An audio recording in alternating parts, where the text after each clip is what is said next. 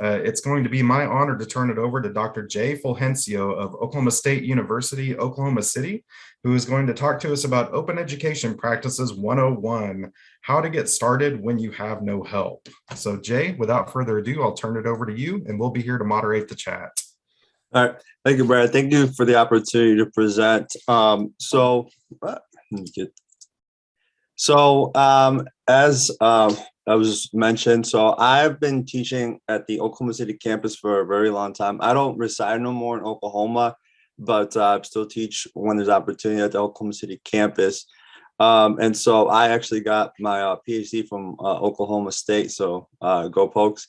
And so I'm an OER scholar, user, and advocate of OER. So I was very instrumental in making sure that the American federal government course at the OKC campus uses the OpenStax textbook to save the students money. And so just a little bit overview. Today, I'll be talking about open education practices, some open education tools that you can use with the practices, how to get started. And I'll show you an example of I actually created videos. So I grabbed the entrepreneurship textbook and I'll show you, talk to you to the steps that I did to create an open education use open education practice to create a resource from an actual tool. It's funny when I found that, so when I created the videos, when I actually created the PowerPoints as well from the textbook, just like a few months later, OpenStax came out with their entrepreneurship textbook with slides. I'm like, oh, just should have waited a little longer, but that's all right. So open education practices. So there are various ways of defining or what is open education practices. It's basically when the learners and educators or students, however you want to define it, co-create or share the process of knowledge and creation, employing social and practical participatory technologies to, create and share empowerment of learners. So it's about creating sources, the use and reach of OER and collaborating. So that is open education practices in a nutshell.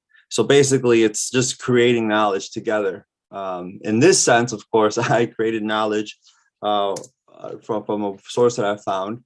And so what does that include when it comes to open education practices? So here are some various forms of what it includes, open education practices. I actually provide at the end, I'll provide this link as well in the chat box after I'm done. So you can see the sources that I got for this open education practices. Again, open sharing, teaching ideas, know how to using open education technologies when it's possible, and of course, gaining access to open learning opportunities. So one of the things that is significant for faculty, so why as a faculty member or instructor or educator, why do you want to even get involved with open education practices? Why do you want to start creating something when you possibly have no time? Resources are limited for some. I know some institutions do a very good job of providing resources, others don't. So it's a hit or miss on some institutions. But why it's significant for faculty to get involved with open education practices?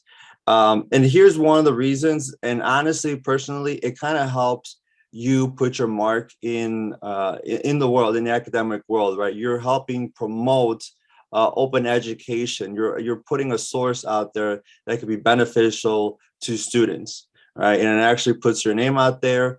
And of course, you actually have the opportunity and the autonomy to help revise, remix, and localize resources.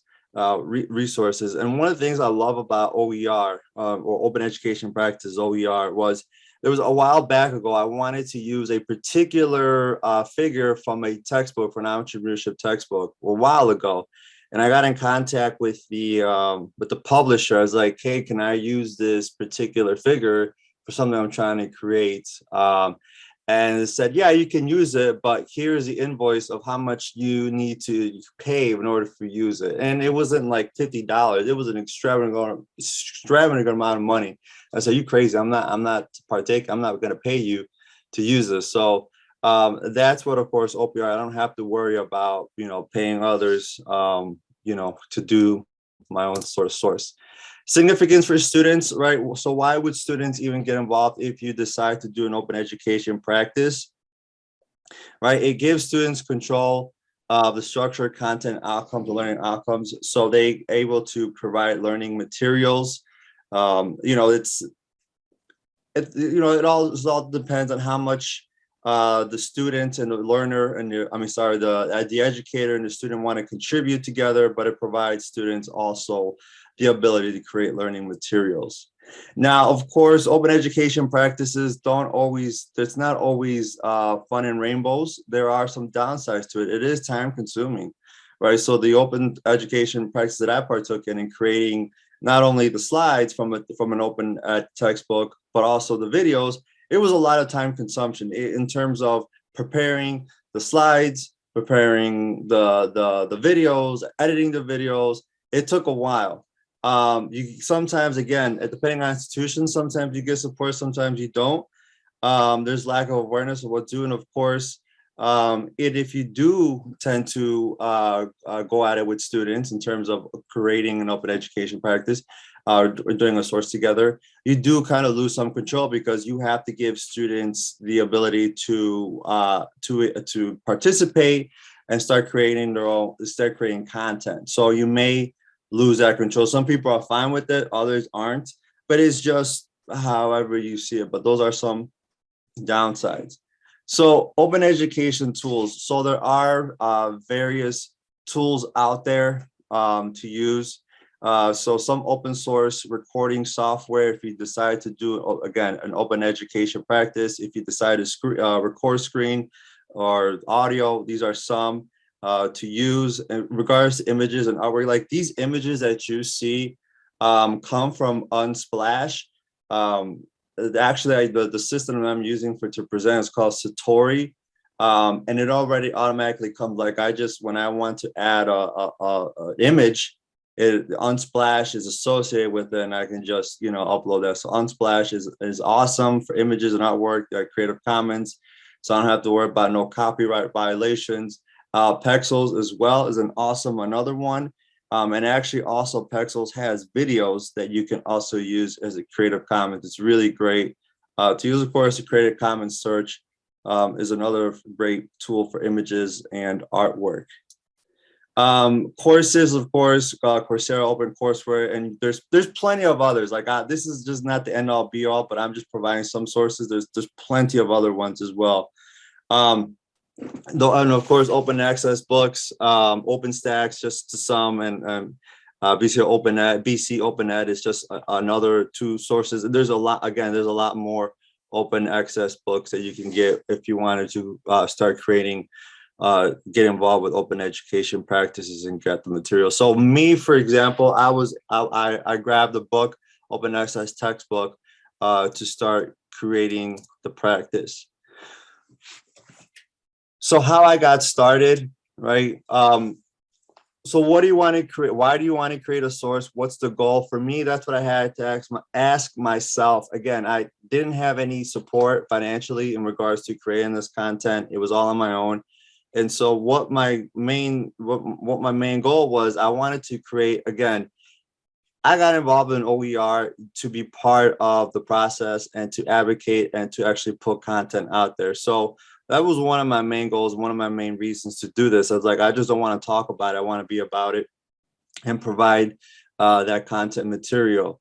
So I knew what I was getting myself involved with, and that's why I kept pushing at it to create the videos and such. Of course, select the source. So I knew what textbook to use. I drafted out a plan, a timeline, because it helps me keep the tabs of when this needs to get done, gather material, and of course, started creating. So the example, I want to show you the example of what I did. So I created an entrepreneurship 101 playlist or videos from this textbook, from the Open Textbook Library, Entrepreneurship Innovation Toolkit. That's from Open Textbook Library, which is also another amazing resource housed over there, if I'm correct, at the University of Minnesota.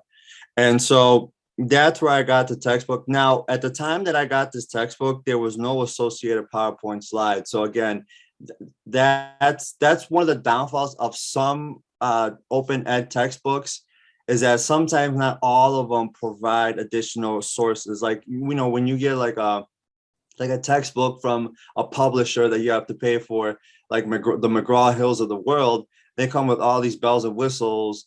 And sometimes OpenEd doesn't always provide that. Now, OpenStax has done a great job of doing so, but OpenStax just doesn't have all the entire textbooks in the world that provide such. And so, of course, I had to do this, and as I mentioned, like a few months later, so I had like OpenStax create their entrepreneurship textbook with slides, and I was like, well, I should have waited, but it's all right. And so what I did with this textbook was I looked at the content material, and of course, instead of doing 10 videos, you see, I kind of compartmentalized it into 8 different videos. And I'm actually, instead of you going on it, I'm going to show you exactly where, let's see. So I already have it up. If you see so this is, if you, of course, you type in on YouTube, Dr. J Real Talk, and of course you'll see the playlist there, Entrepreneurship 101 course. So I created these videos. Here are all of the videos. This one by far has been probably probably the most viewed one. It almost has 2,000 views, and actually opportunity recognition. I created another video similar to that in a different format. And I don't know why, but people really love those words. I don't know why. And so it's been very good with that. And so that's just, I don't know why that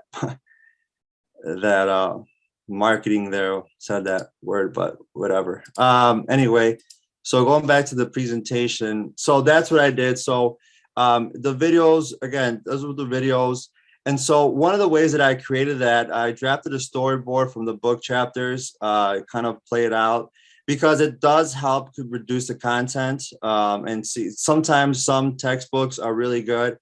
Sometimes you just, as the educator or as the subject matter expert, sometimes you can create the content. The wonderful thing about open ed resources is, of course, you can remix yourself, reuse how you see fit. And so, of course, I got some materials, the microphone, computer, and of course, headphones to do so. So in regards to open ed, I used the open ed textbook. I will admit that I didn't use the open software for the recording because I had my own software to record the screen, record the presentations and such. But that's if you don't have access to pay for such software, of course, there are open source recording software out there that you can use. And so that is my. I know there's still some few minutes left, but I went a little faster than I intended. But that is the open source that I created.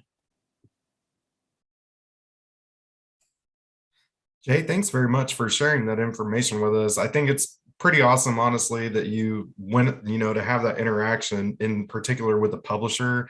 I'm a little surprised that you received a response like that, but I guess that's kind of the nature of what we deal with, when working in this area here. I think I still have the email somewhere, so as a reminder. Yeah. Well, and I do see a question here from Kathy. We wanted to check on the presentation software that you were using. Is it Sutori, Sutori? Yeah, Satori. Awesome. Yeah, it's really cool. I really like it. And it has a lot of bells and whistles, way more than I'm showing. So I honestly, I encourage you guys to check it out if you want. Yeah.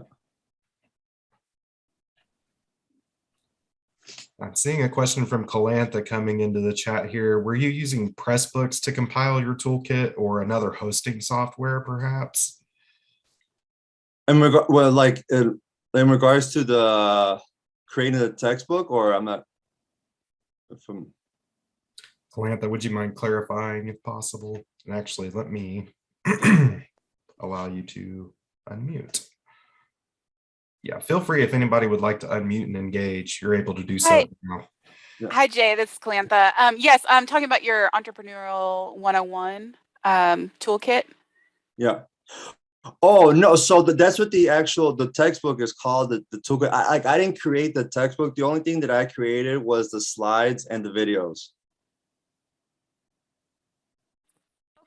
Okay, that makes sense. And I'm assuming you put them on YouTube. That's what I was looking at.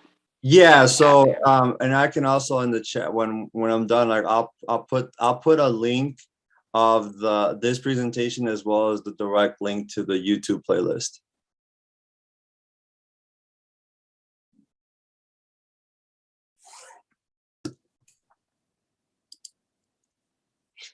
Yeah, I'm seeing a comment as well from Heather in the chat here that she's been considering how to create and incorporate more video for her own courses. I actually didn't know that about Pexels either, that they now feature video within their catalog. That's pretty cool. Yeah, like the videos that are there are like those B-roll videos, like, you know, just they have no sound really, or some, I don't know if some of them do, but like there's just those videos that sometimes you can use for commercials, or like when you're explaining something behind the background and people are moving or people are doing stuff, or nature, whatever. So that's really cool that Pexels offers those videos, because they can be pretty pricey if you go online and try to subscribe to some. So Pexels has some really cool videos that you can use for free. Yeah.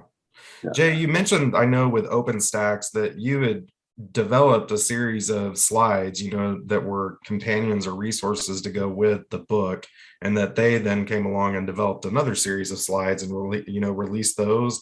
Did you end up integrating those two resources together, or, you know, use one more than the other, or provide both of them to your learners? You know what? That's a good question. I didn't integrate them as of right now, but I do plan on actually doing the same thing I did for this particular OER textbook, this toolkit textbook, doing the same thing with OpenStax, because the OpenStax version is like, I saw it and it's really way much better. And so I will definitely be using that. That's in the pipeline of me recording that. So once the semester is over, you can get down more into doing those videos. Jay, I'm seeing another question from Angie in the chat here, and she asked, have any of the OER resources, and maybe the ones that you've incorporated in particular, had questions or test banks associated with them? Good question. So this particular textbook, no, that's the downside. It only had the textbook. And so, but I know OpenStax has done an awesome job of their textbooks. They provide like slides and like other content, like a test bank. So I would check out OpenStax. There's probably other ones as well, but I've only had much more experience with the Open Library, the Open Textbook Library, and of course the OpenStax. So OpenStax probably has really good sources, much more sources for the particular open textbook. Yeah, and I'll add, I know another one that I actually adopted in my course. It's a data analysis and statistics book that I adopted, but is Lumen Learning. They actually do have a couple of them on their website that have test banks and other resources associated with it.